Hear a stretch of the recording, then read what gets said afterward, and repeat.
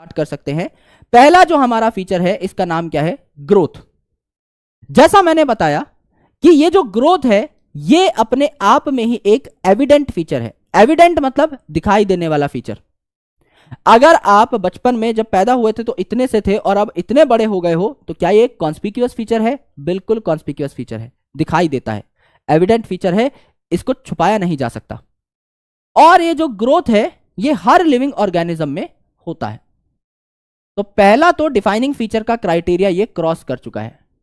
तो आप लिख सकते हैं ऑल लिविंग ऑर्गेनिजम्स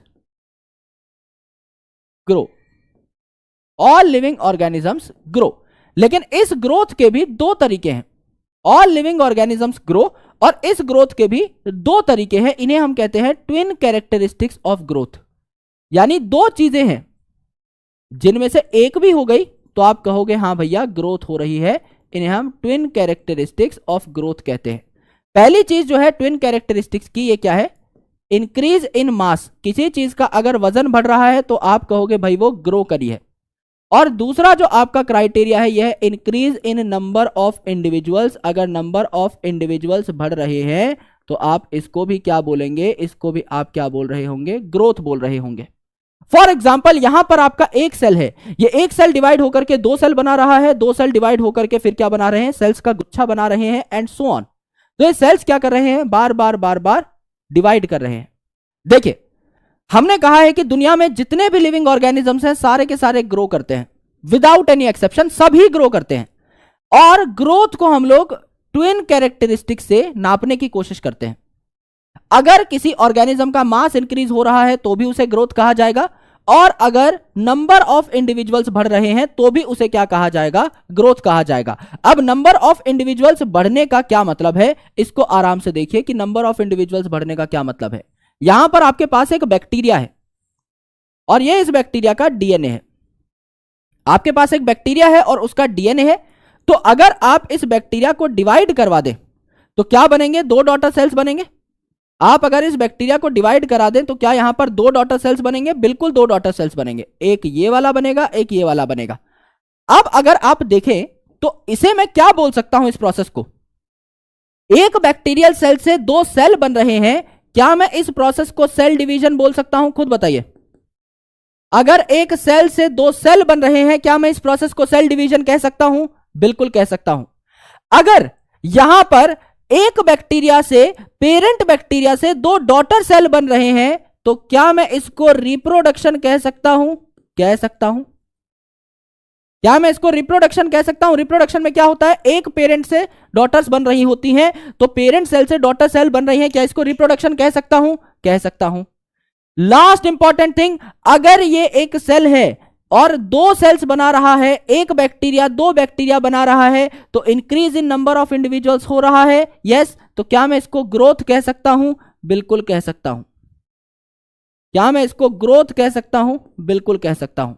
यानी ये जो आपके तीनों के तीनों प्रोसेसेस हैं, they are mutually inclusive processes. एक कराना चाहोगे दूसरा मुफ्त हो जाएगा। They are mutually inclusive processes in unicellular organisms.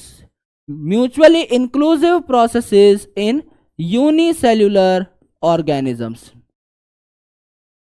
In unicellular organisms, ये आपको देखने को मिला। इंक्लूसिव मतलब साथ साथ हो जाते हैं, एक चीज करवाना चाहोगे दूसरी चीज ऑटोमेटिकली हो जाएगी। This is mutually inclusive events. अगर आप मल्टी सेल्यूलर ऑर्गेनिज्म की बात करते हो, यानी अगर आप खुद की ही बात करते हो, समझ लीजिए एक आदमी है, वो साइकिल चला के जा रहा है सड़क पे, साइकिल चला के जा रहा है सड़क पे, और उसे एक लड़की दिखाई दी और वो सुंदर कन्या को देखने के चक्कर में मुड़ा और आगे नाली में गिर गया। अगर नाली में गिर गया तो उसकी कोहनी छिल गई। अगर कोहनी छिल गई तो यहां पे सेल डिवीजन की जरूरत पड़ेगी। बिल्कुल जरूरत पड़ेगी।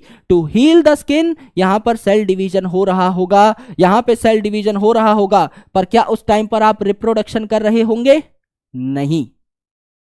क्या उस टाइम पर आप रिप्रोड्यूस कर रहे होंगे? बिल्कुल भी नहीं। तो यहां पर आप क्या कह सकते हैं? यहां पर आप कह सकते हैं कि इन मल्टी सेल्यूलर ऑर्गेनिजम्स, यहां पर आप कह सकते हैं in multicellular ऑर्गेनिजम्स जैसे कि human beings, growth and reproduction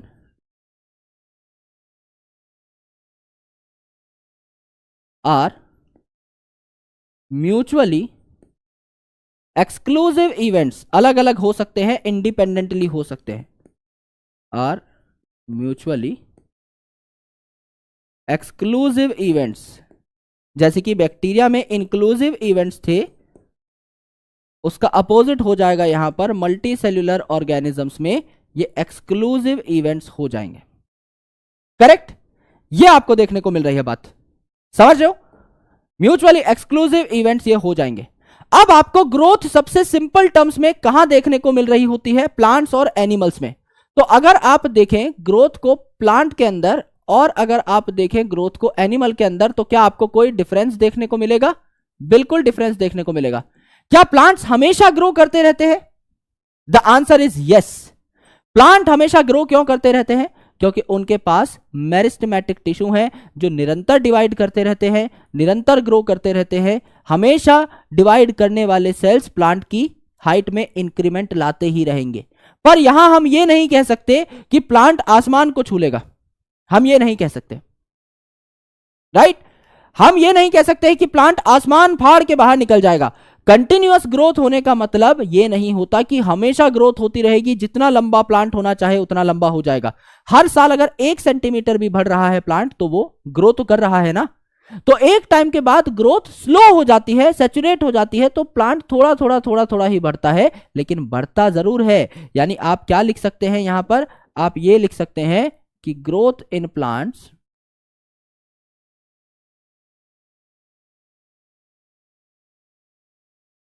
is continuous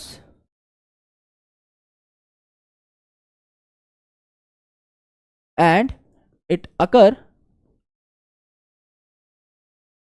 throughout life। सदाबहार ग्रोथ होती रहती है। It occur throughout their life, हमेशा होती रहती है। लेकिन अगर आप एनिमल्स की बात करें, तो क्या एनिमल्स में हमेशा ग्रोथ होती रहती है? क्या आप 20-25 साल के होने के बाद ग्रो करेंगे? नहीं करेंगे। तो यहां पर एनिमल्स में the growth occur only up to a certain age. Growth occur only up to a certain age. सिर्फ एक उम्र तक ही आपकी क्या हो सकती है? ग्रोथ हो सकती है, उसके बाद ग्रोथ नहीं हो सकती। कुछ चुनिंदा सेल्स हैं जो डिवाइड कर सकते हैं बॉडी के अंदर फॉर रिपेयर पर्पस। जैसे आपकी कोहनी छिल जाए, तो अगर बुढ़ापे में भी कोहनी छिलेगी तो भी तो आपकी क्या होगी? तो भी तो आपकी ग्रोथ होगी ना वहां पे, मतलब ग्रोथ इन द सेंस आपकी सेल की ग्रोथ होगी ना, सेल डिवाइड कर रहे होंगे। तो अगर आप देखें तो यहां पर a few cells can divide for repair and healing purpose. For repair and healing purpose आपके सेल क्या कर सकते हैं? डिवाइड कर सकते हैं। मानते हो? मानना ही पड़ेगा। अगर आप देखें तो ग्रोथ आप किसे कह सकते हैं?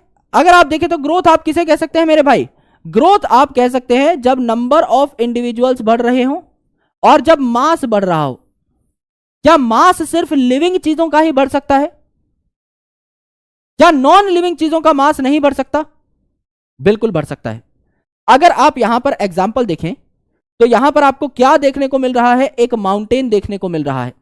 ये जो माउंटेन है इसके ऊपर हो चुका है स्नोफॉल।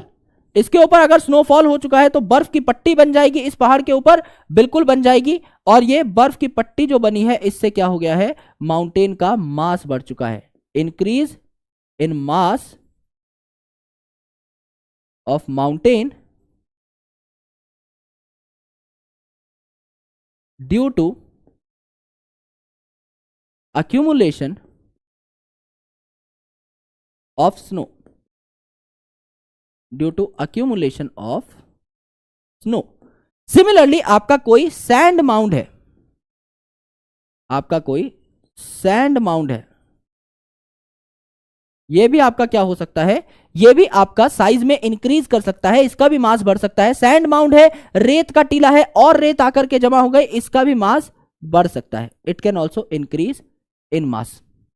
तो इंक्रीज इन मास को आप एक क्राइटेरिया मान रहे हो ग्रोथ का, और मेरे भाई इंक्रीज इन मास तो हर जगह पर हो सकता है, नॉन लिविंग चीजों में भी हो सकता है।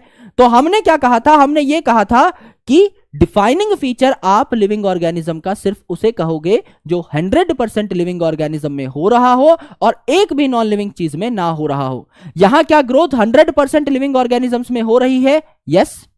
और क्या किसी नॉन लिविंग चीज में भी ग्रोथ हो सकती है? यस, आपको अपनी आंखों के सामने देखने को मिला, नॉन लिविंग चीजों में भी ग्रोथ हो सकती है। That's why growth is a non defining feature. Growth is a non defining feature जो आपको यहां पर देखने को मिल रहा है। ग्रो कर सकता है, फटाफट बताइए। सारे के सारे लिविंग ऑर्गेनिजम्स ग्रो कर सकते हैं। क्या डेड ऑर्गेनिज्म ग्रो कर सकता है? नहीं, dead organisms do not grow. Dead organisms do not grow. सिर्फ नॉन लिविंग चीजें ग्रो कर पा रही हैं बाय अक्यूमुलेशन ऑफ मैटर। तो इसको क्या कहा जाता है? अक्यूमुलेशन को, इस जमावड़े को क्या कहा जाता है? एक्रीशन कहा जाता है। तो एक्रीशन प्रोसेस से नॉन लिविंग चीजें भी ग्रो कर रही हैं। दैट्स व्हाई हम कह रहे हैं कि growth is a non defining feature, right.